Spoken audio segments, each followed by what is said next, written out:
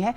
पहलगाम से पर्यटकों को जाने के लिए कहा गया है। पहलगाम में जो अटैक हुआ उस पर हम लगातार हमारी महाकवरेज जारी है। ये पूरा इलाका जो है पर्यटकों से खाली कराया गया है। सुरक्षा के बीच पर्यटकों को सुरक्षित निकाला गया। पहलगाम हमले के आतंकियों की तस्वीर भी सामने आई है। सेना ने सुलेमान शाह आसिफ का स्केच जारी किया है। आतंकी अबू तलहा का भी स्केच सेना ने जारी कर दिया है। आतंकी 26/11 जैसे हमले की तैयारी के साथ आए थे। ये स्केचेस आए हैं। कल से हम आपको लगातार अपडेट्स दे रहे हैं जिस तरह से टारगेट किया गया टूरिस्ट को, और फिर ये भी एक एंगल है कि उनसे उनके नाम पूछे गए और उसके बाद उन्हें शूट किया गया। महिलाओं और बच्चों को नहीं कुछ कहा गया, लेकिन जितने लोगों की डेथ हुई है उसमें सभी मेल हैं। तो ये तस्वीरें, ये वो स्केच हम आपको दिखा रहे हैं जो आप लगातार टेलीविजन स्क्रीन पर देख पा रहे हैं। तो सुरक्षा और इंटेलिजेंस एजेंसियों ने पहलगाम अटैक के जो संदिग्ध आतंकी हैं उनके स्केच जारी किए। इनके नाम आसिफ फौजी, सुलेमान शाह और अबू तलहा हैं। इंटेलिजेंस सूत्र ये भी कह रहे हैं कि हमले का मास्टरमाइंड लश्कर ए तैयबा का डिप्टी चीफ सैफुल्लाह खालिद है। तो देखिए, जो सोर्सेज के हवाले से खबर आ रही है, और being a responsible news channel, एक जिम्मेदार चैनल होने के नाते हमारी जिम्मेदारी है कि हम आपको फैक्चुअल जानकारी साझा करें। इस हमले की जिम्मेदारी, हालांकि हमने आपको कल भी इस बारे में अपडेट्स दी थी, लश्कर ए तैयबा का एक विंग है, द रेजिस्टेंस फ्रंट यानी TRF। इसने इसकी जिम्मेदारी कल ही ले ली थी, ये भी जानकारी आई थी। इस बीच पाकिस्तान के डिफेंस मिनिस्टर जो हैं वो कहते हैं कि हमारा कोई हाथ नहीं है। तो वो एज यूजुअल जो उनकी एक घिसी पिटी स्क्रिप्ट होती है, जो वो कहते हैं कि हमारा इसमें कोई रोल नहीं है, तो वो सेम यहाँ पर वो कहते हुए नजर आ रहे हैं। स्केचेस पर नजर जो है वो जरूर रखिए, और अगर आपको इनके बारे में जानकारी मिलती है तो ये आपकी मोरल रिस्पॉन्सिबिलिटी है कि आप इस बारे में इंफॉर्म करें। जो भी हमें कहें कि इन्वेस्टिगेशन ऑफिसर्स आपको मिलते हैं लोकल लेवल पर, तो आप उन्हें जरूर इस बारे में बताएं। 20 से ज्यादा लोगों की मौत, देश में एक तरह से गम कहा जा सकता है जो भी इस हमले के बारे में सुन रहा है। और तस्वीरें जो हैं वो भी हम आपको दिखा रहे हैं चारों संदिग्धों की। तो ये स्केच जो है बहुत इंपॉर्टेंट, जो हम आपको लगातार दिखा रहे हैं। एजेंसियों ने हमले के चश्मदीदों की मदद से ये स्केच बनाए हैं। एजेंसियों ने कहा है कि हमले में आसिफ फौजी, सुलेमान शाह और अबू तलहा शामिल थे। कौन सी तस्वीर किसकी है, हालांकि ये भी साफ नहीं है।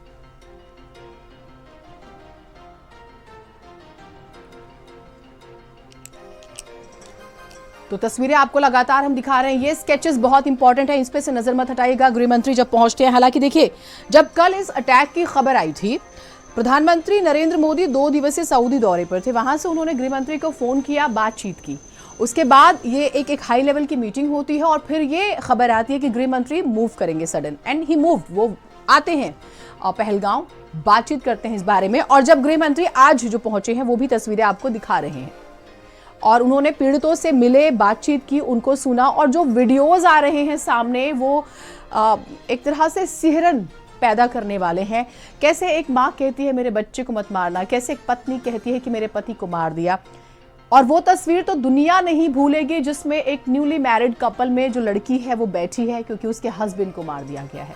अभी ही शादी हुई थी, कानपुर का हम जिक्र करेंगे, शुभम द्विवेदी। वो तस्वीर इस समय पूरे सोशल मीडिया पर हम देख रहे हैं। आप किसी भी प्लेटफॉर्म पे अगर जाके क्लिक करेंगे तस्वीर वही नजर आएगी।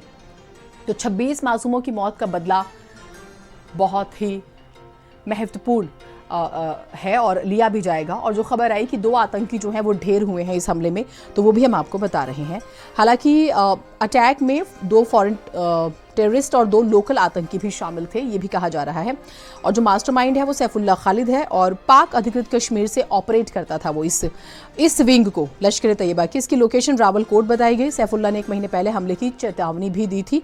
इसका 2019 का एक वीडियो भी वायरल हुआ। इस वीडियो में सैफुल्लाह ने कहा था कोई का मसला ठंडा नहीं होने देंगे। ये सुनिए, कुछ ऑडियो हम आपको सुनाते हैं। हमारा है, खुदाया, कोई बात नहीं, हम इनके साथ हैं। ये प्रेसिडेंट है ना, वही साहब, ये यूनियन का प्रेसिडेंट है, ये साथ में, आपको कोई टेंशन नहीं।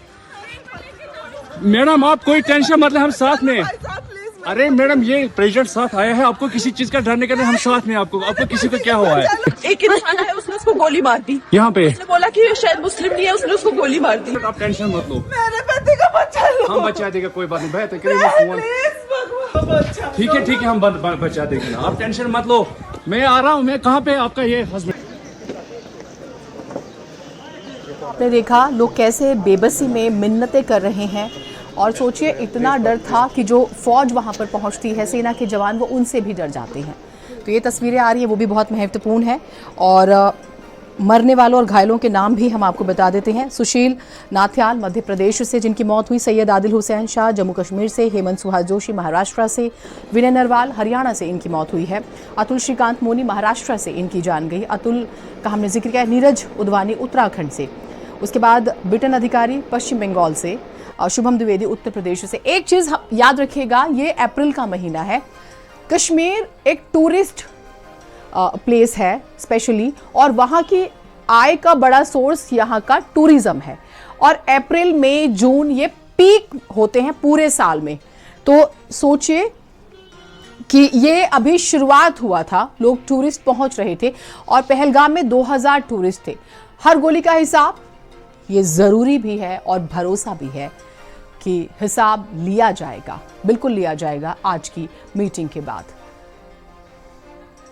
उसके बाद प्रशांत कुमार सतपथी जो है उनकी जान जाती है। मनीष रंजन जो है उनकी मौत होती है। उसके बाद अगर विदेशी टूरिस्ट की बात करें तो सुदीप नेपवाने जो है वो नेपाल से, बिटन अधिकारी उदवानी यूएई से।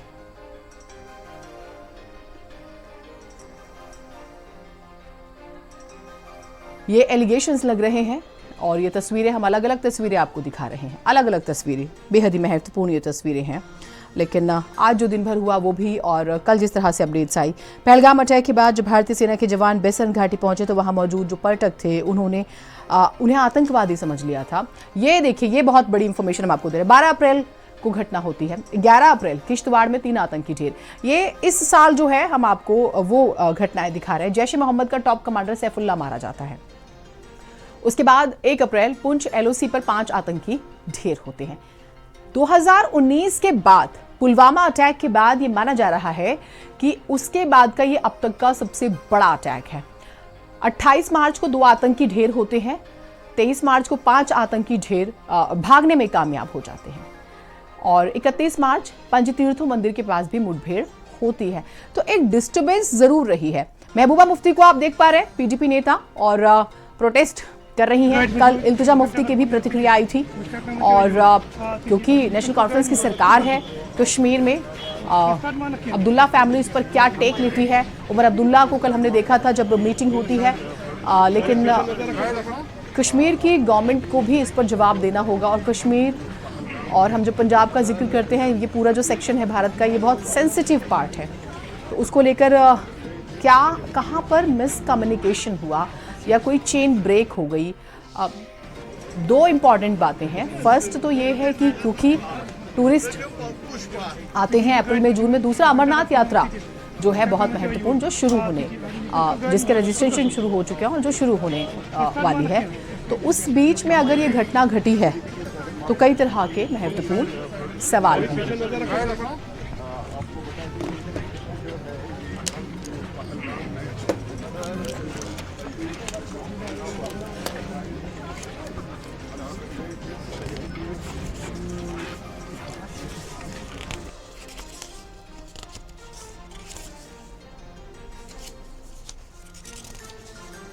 तो बड़ी खबर, बड़ा अपडेट हम आपको लगातार दे रहे हैं। प्रोटेस्ट हो रहा है, पॉलिटिकल पार्टीज प्रोटेस्ट कर रही हैं, ऑपोजिशन जो है वो जरूर प्रोटेस्ट कर रहा है, और शायद ये उसकी मोरल रिस्पॉन्सिबिलिटी है। लेकिन इस घटना के बाद तो पूरा देश जो है वो इंसाफ की ही मांग कर रहा है। ये भी उतना ही इंपॉर्टेंट है। तो एक एक आतंकी का पूरा हिसाब होना भी चाहिए। तो आतंकी हमले में 26 लोगों की जान गई है, और भारतीय सेना, नौसेना, आईबी और रॉ के जो काम करने वाले अधिकारी हैं, एक कर्मी भी शामिल, जिसके बारे में बात हो रही है।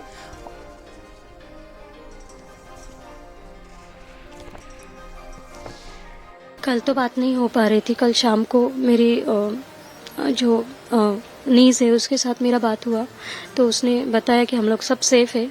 तो थोड़ा टेंशन हल्का हो गया हमारा। लेकिन 8 बजे हमें जैसे नाम के साथ आने लगा तो फिर भी हमें ऐसे लगा कि अगर मतलब कोई मोने का माने रहेगा, ऐसे कुछ रहेगा, तो हम लोग इतना ये नहीं कर पाए। लेकिन बाद में फ़ोटो के साथ और फिर कंट्रोल रूम को हम लोग ने कांटेक्ट करने की कोशिश करके अब पता चला तो unfortunately he was only there.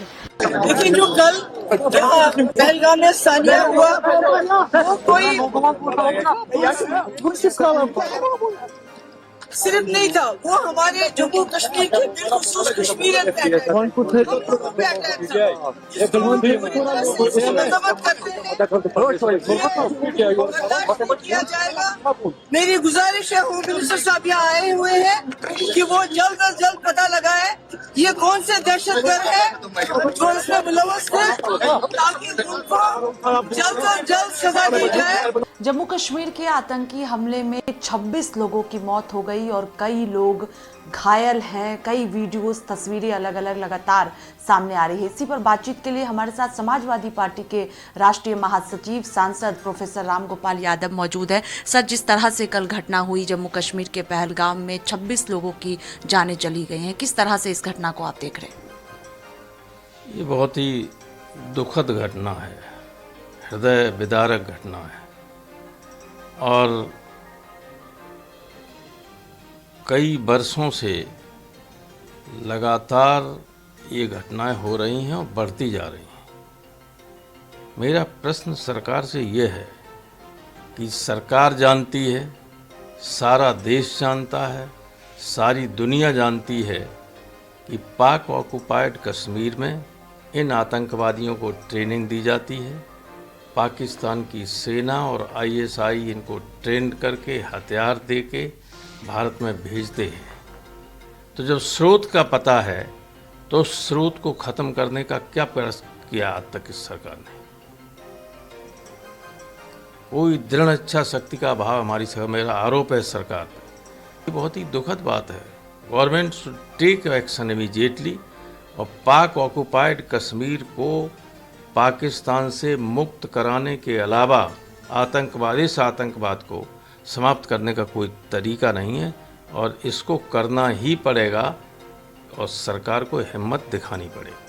बातचीत के लिए देखिए, साफ तौर पर कहना है कि सख्त से सख्त कार्रवाई सरकार को करनी चाहिए क्योंकि जाने गई हैं कई सारी और सरकार इस पर तुरंत एक्शन ले। कैमरा पर्सन सचिन के साथ स्वाति पाठक, भारत समाचार, दिल्ली।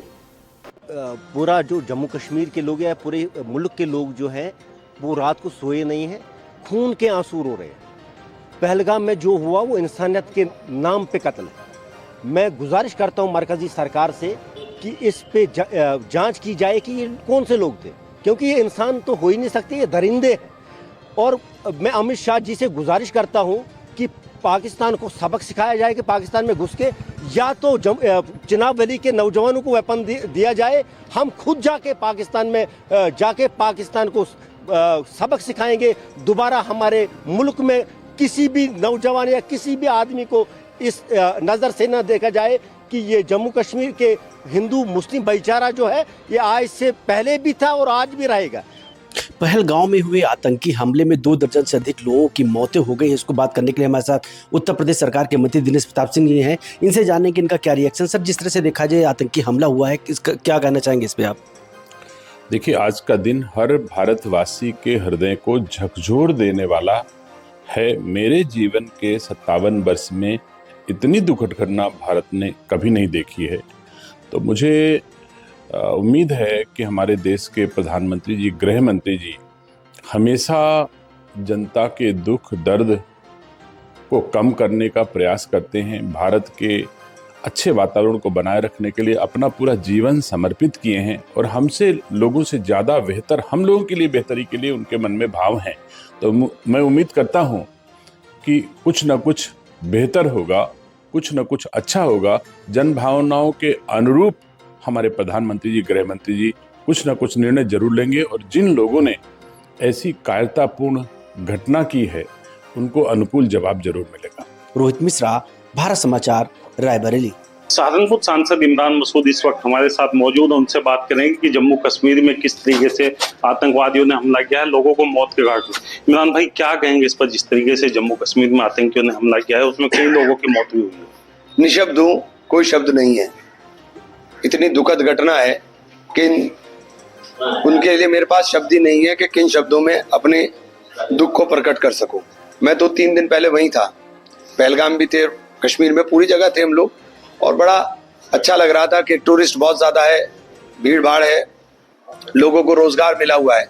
लेकिन एकदम एक झटके के अंदर सारा का सारा कई परिवारों के चिराग बुझ गए। एक बच्ची के, तो मैं पढ़ रहा था अखबार में, 19 तारीख को शादी हुई, 19 तारीख को शादी हुई, और उसका हुआ 1 की बच्चे की फरवरी में शादी हुई। तो उन परिवारों पे जो दुख का पहाड़ टूटा है, उनके लिए तो शब्द भी नहीं है कि किन शब्दों में हम अपनी संवेदनाएं उनको दे सकें। अपने सहयोगी आजम पुंजीर के साथ लियाकत पुंजीर, भारत समाचार, सहारनपुर। प्रमोद तिवारी जी हमारे साथ मौजूद हैं। सर, पहलगाम में जो घटना हुई, दर्दनाक घटना है, 28 लोगों की जान गई है। मैं उन आतंकवादियों के खिलाफ कठोरतम कार्रवाई चाहता हूं, देश चाहता है। दुखद घड़ी है, जिस तरह नाम पूछ के मारा गया है। मैं सिर्फ ये कहना चाहता हूं, ये पूरी तरीके से भारत सरकार के इंटेलिजेंस का फेल्योर, सुरक्षा का फेल्योर, क्योंकि ये जो हिस्सा है वो पहलगाम के मुख्य स्थल से थोड़ा दूर। कैमरामैन शुभम के साथ सीमा नकवी, भारत समाचार, लखनऊ।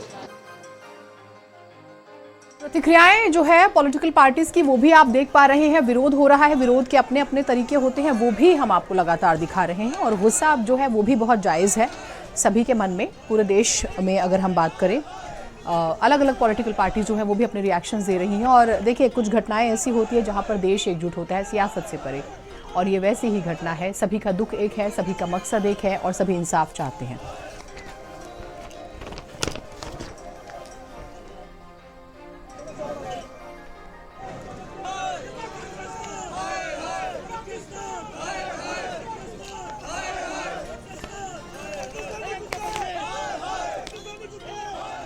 कुछ और अपडेट्स आपको बता देते हैं जिस तरह से अपडेट्स आ रही हैं।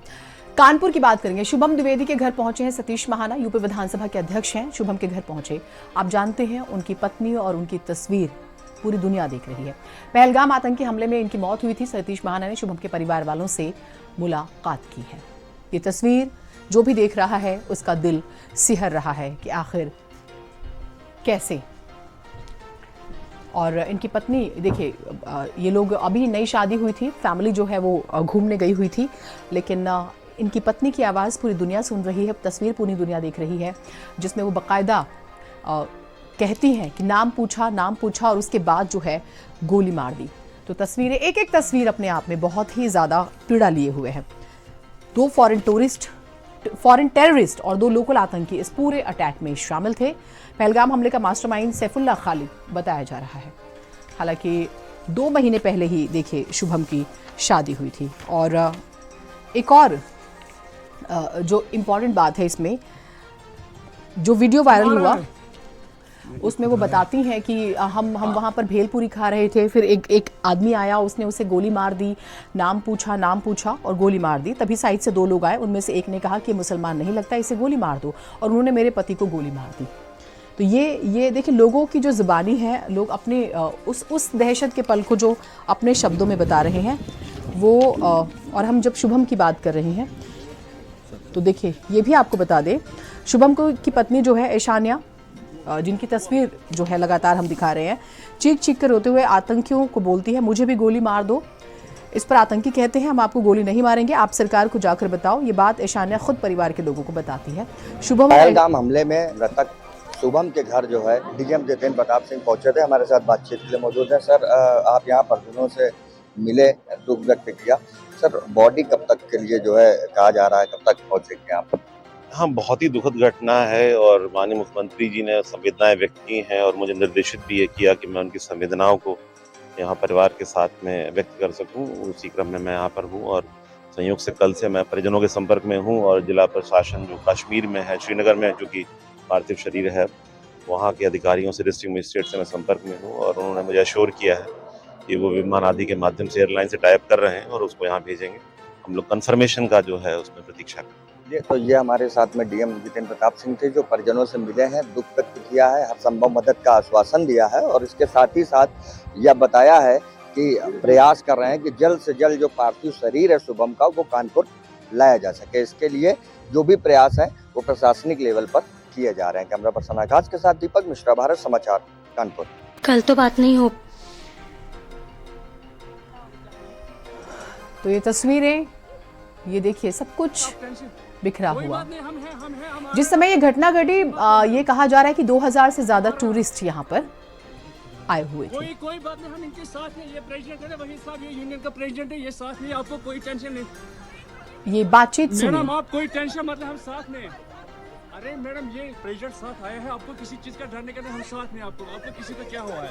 एक इंसान है, उसने उसको गोली मार दी। यहाँ पे बोला कि ये शायद मुस्लिम नहीं है, उसने उसको गोली मार दी। आप टेंशन मत लो, मेरे बेटे का बच्चा लो। हम बचा देगा, कोई बात नहीं। ठीक है हम बचा देंगे, आप टेंशन मत लो। मैं आ रहा हूँ, मैं कहाँ पे?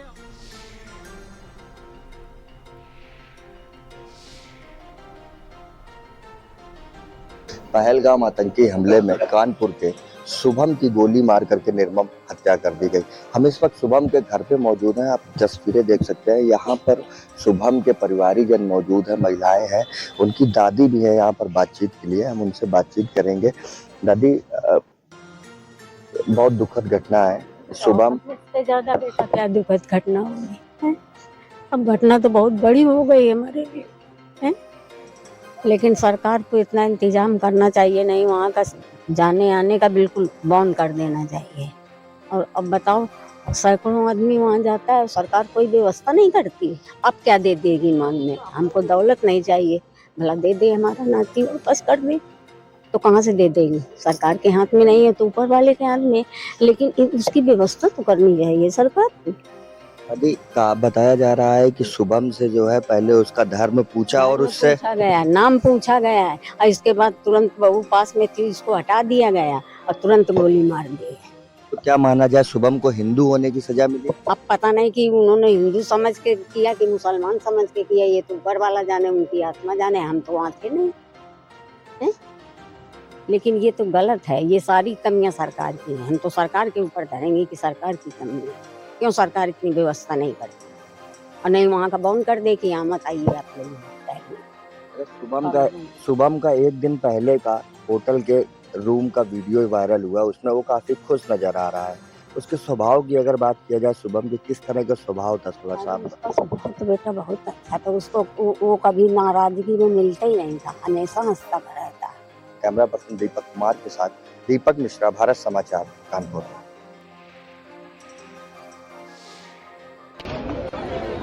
जो दादी है,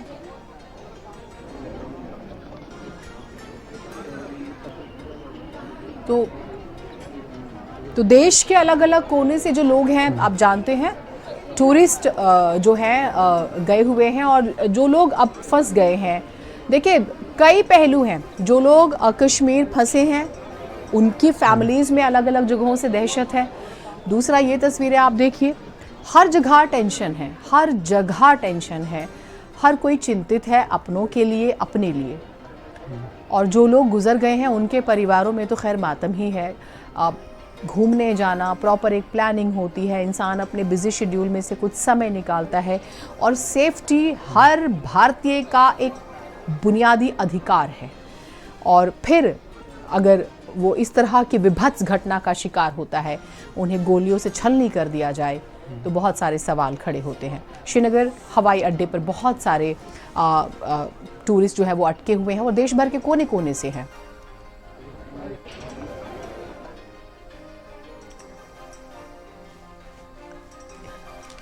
और लगातार अपडेट्स हम आपको दिखा रहे हैं, तस्वीरें, हर तस्वीर आपको सबसे पहले आपका अपना चैनल दिखा रहा है।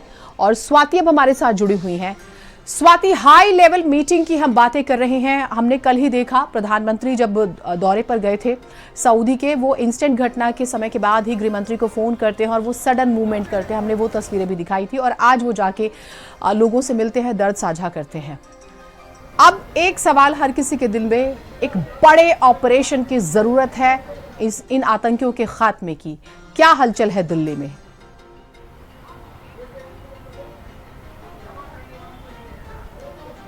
देखिए लगातार बैठकें की जा रही है और पूरी जो प्लानिंग है वो सरकार द्वारा किया जा रहा है कि किस तरह से जवाबी कार्रवाई की जाए। और अभी गृह मंत्री अमित शाह ने पोस्ट भी किया है कि आतंकियों को बख्शा नहीं जाएगा। तो पूरी तरह से एक प्लानिंग तैयार की जा रही है। अभी रक्षा मंत्री राजनाथ सिंह ने भी बैठक की है, तीनों सेना प्रमुखों के साथ ये बैठक हुई है और आगे को लेकर रणनीति बनाई जा रही है कि किस तरह से जवाब दिया जाए, क्योंकि देश इस वक्त आक्रोश में है। और चाहे विपक्षी पार्टियों की बात करें या सत्ता पक्ष की बात करते हैं, हर कोई जवाबी कार्रवाई चाहता है, क्योंकि जिस तरह से वहां पर बड़ी संख्या में पर्यटक पहुंचे हुए थे और आतंकी हमला किया गया, 26 से ज्यादा लोगों की मौतें हुई है, कई लोग इस वक्त घायल है। खुद गृह मंत्री अमित शाह वहां पर पहुंचे हुए हैं, लोगों को श्रद्धांजलि वहां पर दिया गया और लगातार ये बात कही जा रही है कि आतंकियों को बख्शा नहीं जाएगा। स्केच भी जारी किया गया। दूसरी तरफ दिल्ली में लगातार हाई लेवल बैठकें की जा रही है, पूरी तरह से प्लानिंग किया जा रहा है, क्योंकि इस वक्त देश आक्रोश में है और तुरंत कार्रवाई की मांग है। लेकिन सरकार की पूरी तैयारी जो है, क्या प्लानिंग होनी चाहिए, किस तरह से जवाबी कार्रवाई की जाए, इसी को लेकर लगातार बैठकें हो रही हैं। कल आपने देखा कि श्रीनगर में खुद गृह मंत्री अमित शाह ने बैठक की, वहां पर हाई लेवल बैठक की गई सभी अधिकारियों के साथ। उपराज्यपाल भी उस बैठक में मौजूद थे। दूसरी तरफ प्रधानमंत्री नरेंद्र मोदी जैसे ही सऊदी अरब से सुबह दिल्ली पहुंचे, एयरपोर्ट पर ही बैठक की गई। विदेश मंत्री उस बैठक में मौजूद रहे, एनएसए अजीत डोभाल उस बैठक में मौजूद रहे। अभी रक्षा मंत्री ने बैठक की है, तीनों सेना प्रमुखों के साथ ये बैठक हुई है। तो पूरी तरह से एक प्लानिंग तैयार की जा रही है जवाब देने के लिए। लेकिन ये तय है कि भारत की ओर से सख्त कार्रवाई की जाएगी और जवाब भी दिया जाएगा, लेकिन पूरी तैयारी के साथ। और यही वजह है कि बैठकों का जो दौर है वो लगातार दिल्ली में इस वक्त चल रहा है। ठीक, आप रहिए हमारे साथ, क्योंकि आपने ट्वीट का जिक्र किया, 16 मिनट पहले का ट्वीट है। हालांकि गृह मंत्री ने 1 घंटे में 2 ट्वीट किए हैं, तो ट्वीट में जो उन्होंने लिखा वो भी बता देते हैं अपने दर्शकों को। पहलगाम के आतंकी हमले में अपनों को खोने का दर्द हर भारतीय को है। इस दुख को शब्दों में व्यक्त नहीं किया जा सकता। मैं अपने इन सभी परिवारों और पूरे देश को विश्वास दिलाता हूं कि बेगुनाह मासूम लोगों को मारने वाले इन आतंकियों को बिल्कुल बख्शा नहीं जाएगा। ये शब्द बता रहे हैं कि बड़ी कार्रवाई होगी। शाम को सीसीएस की मीटिंग भी है, लगता है कि वहीं पर फैसला हो जाएगा कि कैसे इन्हें निपटाना है। और निपटाना इसलिए भी जरूरी है क्योंकि आगे अमरनाथ यात्रा है, जो कि बहुत महत्वपूर्ण होती है। भावनाओं का बहुत प्रश्न है, हमारी आस्था का प्रश्न है वो। स्वाति जी बिल्कुल, और अमरनाथ यात्रा में बड़ी संख्या से देश भर से श्रद्धालु जाते हैं और ऐसे में महत्वपूर्ण है कि किस तरह से सुरक्षा व्यवस्था की जाए, क्योंकि इस घटना के बाद कहीं ना कहीं एक सवाल तो ये उठ रहा है कि आखिरकार ये चूक हुई कैसे कि सेना की वर्दी में आतंकी पहुंचते हैं और जो पर्यटक है उसको निशाने पर सीधे तौर पर लिया जाता है। तो ऐसे में सुरक्षा व्यवस्था को लेकर भी सवाल उठ रहा है। तो जो बैठक शाम में होगी, उस बैठक में आगे को लेकर रणनीति तय की जाएगी, किस तरह से जवाब दिया जाए उसको लेकर भी पूरी तरह से प्लानिंग होगी। और शाम की बैठक के बाद ही आगे को लेकर सब कुछ साफ होगा कि आगे सरकार की तैयारी किस तरह से जवाब की है, क्योंकि 2019 को लोग अब तक भूल नहीं पाए कि किस तरह से 40 जवान शहीद हुए थे। और उसके बाद अब जिस तरह से कल पुलवामा में आतंकी हमला हुआ है और बड़ी संख्या में पहलगाम में लोग घूमने के लिए पहुंचते हैं अलग अलग प्रदेशों से, उस वक्त जिस तरह से आतंकियों ने अटैक किया, तो इसी को लेकर लगातार सरकार अलर्ट पर है। जम्मू कश्मीर इस वक्त अलर्ट पर है। दिल्ली की बात करें, अलग अलग प्रदेशों की बात करें तो जो पर्यटक स्थल है उसको अलर्ट पे रखा गया है। खुद निगरानी पुलिस द्वारा रखी जा रही है, हेलीकॉप्टर से जम्मू कश्मीर में नजर रखी जा रही है पूरी तरह से। और शाम को बैठक होगी, उसके बाद तस्वीर साफ होगी कि किस तरह से भारत की तैयारी आगे को लेकर है जवाब देने के लिए। और ये तय है कि भारत सख्त कार्रवाई करेगा और जवाबी कार्रवाई की जाएगी। भरोसा गृह मंत्री अमित शाह खुद देशवासियों को दे रहे। अब देखना होगा कि कब ये कार्रवाई की जाती है, लेकिन पूरी तैयारी इस वक्त सरकार द्वारा की जा रही है। ठीक स्वाति, अपडेट्स आपसे लेंगे। बहुत शुक्रिया आपका तमाम अपडेट्स के लिए। फिलहाल तो जवाब दिया जाएगा, जवाब देना भी चाहिए। ये ऐसी घटना नहीं है कि छोड़ दिया जाना चाहिए, जवाब अब हमेशा के लिए दे दिया जाना चाहिए। सामने से मीठी बातें, पीछे से हमला पाकिस्तान की फितरत है। सामने से दोस्ती का हाथ, पीछे से खंजर पाकिस्तान की फितरत है। बड़ी खबर आपको बता दें, प्रतापगढ़ से कश्मीर के पहलगाम में आतंकी हमले की घटना को लेकर राजा भैया ने ट्वीट किया है, वो भी आपको बता देते हैं। काफी नाराजगी उन्होंने दिखाई और ये एक बड़ा सा ट्वीट वो करते हैं। कश्मीर में हिंदू तो पहले ही मारे काटे जा चुके हैं, जो जान बचाकर भागने में सफल रहे ये अपने ही देश में आज भी शरणार्थी हैं।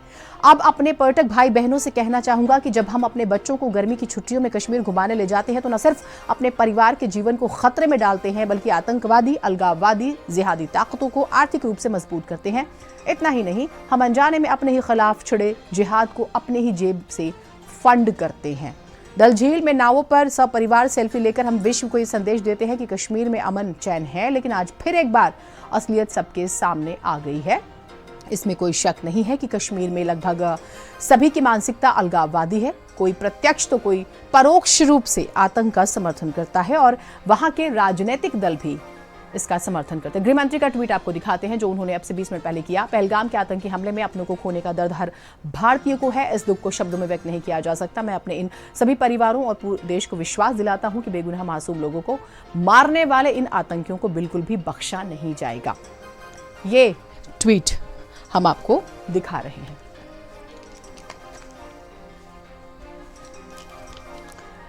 तो हर हलचल, हर खबर सबसे पहले हम आपको दिखा रहे हैं।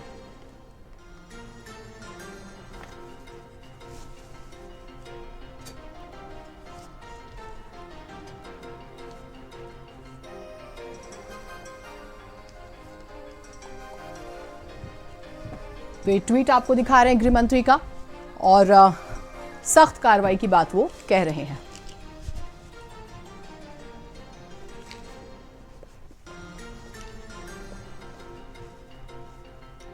आगे बढ़ते हैं।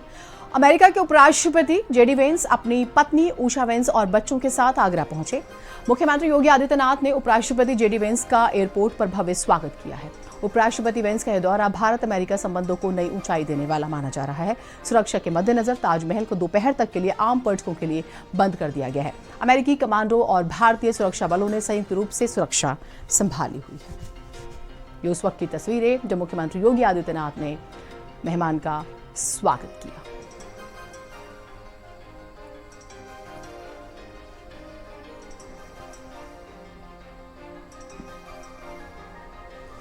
तीन लेयर सुरक्षा घेरे में है अमेरिकी उपराष्ट्रपति जेडी वेंस परिवार के साथ।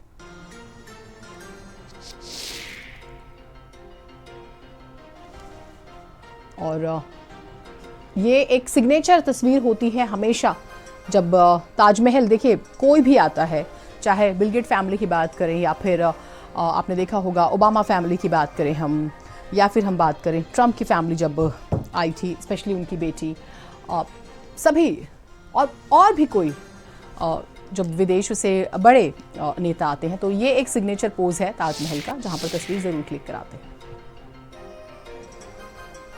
ये उन्होंने एक मैसेज जो है लिखा है, द ताजमहल अमेजिंग, ये लिखते हैं वो, लव जो मिला उन्हें, ह्यूमन इंटीग्रिटी की बात करते हैं और एक ट्रिब्यूट का जिक्र करते हैं to the great country of India.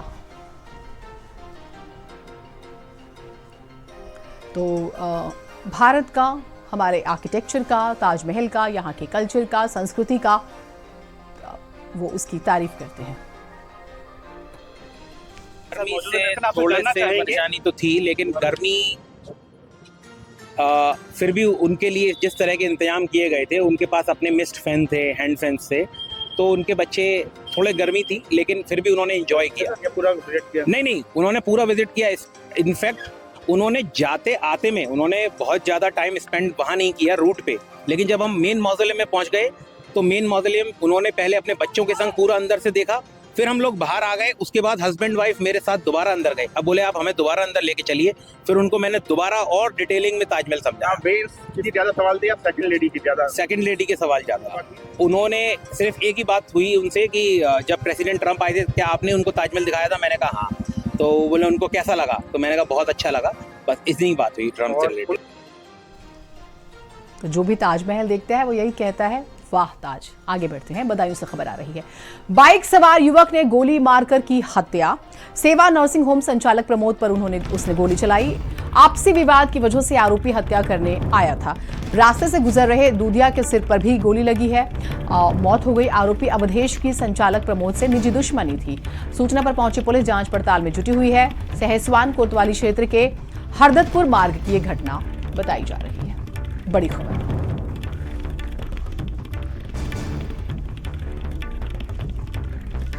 तो आपसी रंजिश में एक बार फिर से हत्या की खबर आ रही है। सहसवान कोतवाली क्षेत्र के हरदतपुर मार्ग की घटना है।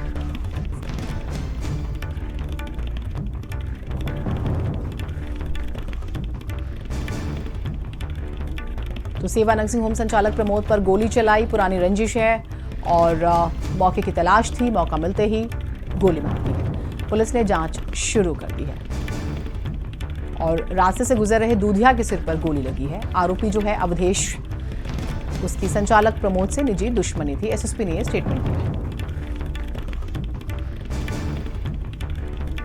ये तस्वीर भी सामने आई है, वो भी आपको दिखा रहे हैं। तो एक शूटआउट से जुड़ी ये खबर है। आपसी रंजिश में गोली चलाई। राह गुजर रहे एक दूधिया को गोली लग जाती है, उसकी मौत हो जाती है। आप उनका वो बर्तन भी देख सकते हैं जिसमें दूध बाकायदा लेके और बांटा जाता है। सोचिए किस तरह से अपराध बढ़ रहा है। ये तस्वीरें और बेतरतीब बिखरा सामान बता रहा है कि घटना विभत्स है। लोगों की भीड़ भी आप देख सकते हैं। पुलिस ने मोर्चा संभाला है, जांच शुरू कर दी है।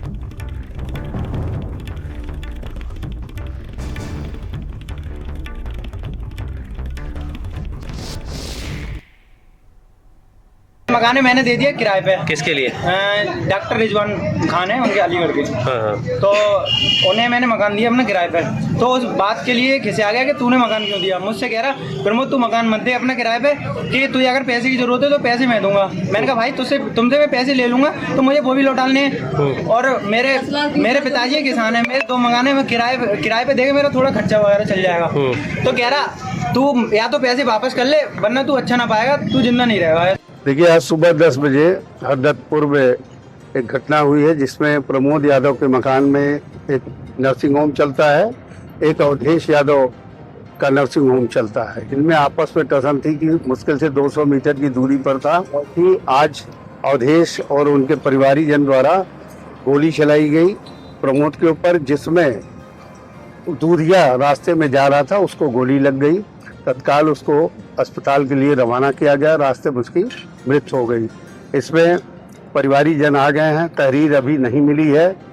पंचायतनामा पोस्टमार्टम की कार्रवाई कराई जाएगी। तहरीर प्राप्त होने पर अग्रिम कार्रवाई की जाएगी।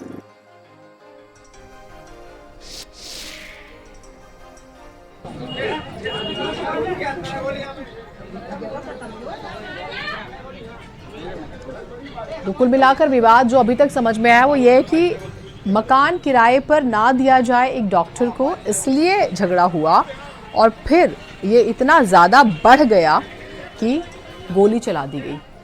और वो गोली जो है वो डॉक्टर को तो नहीं लगी, लेकिन एक दूध का काम करने वाले व्यक्ति को लग जाती है और उसकी मौत हो जाती है। गोली चलाई थी नर्सिंग होम संचालक पर।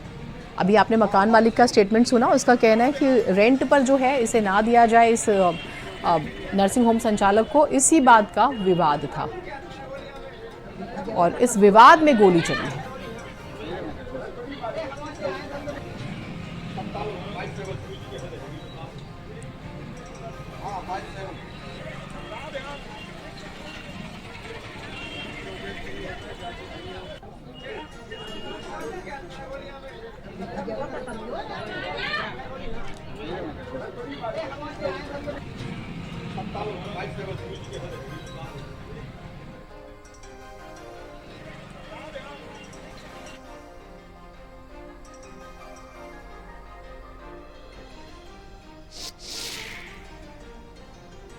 फोक भारत के ऑडिशंस चल रहे हैं आपके अपने शहर में। जाइए और रजिस्टर करिए। भारत समाचार गोरखपुर के धरती पर खोजे आ रहल बा आवाज 10 लाख के। फोक भारत के ऑडिशन खातिर हो जाए तैयार।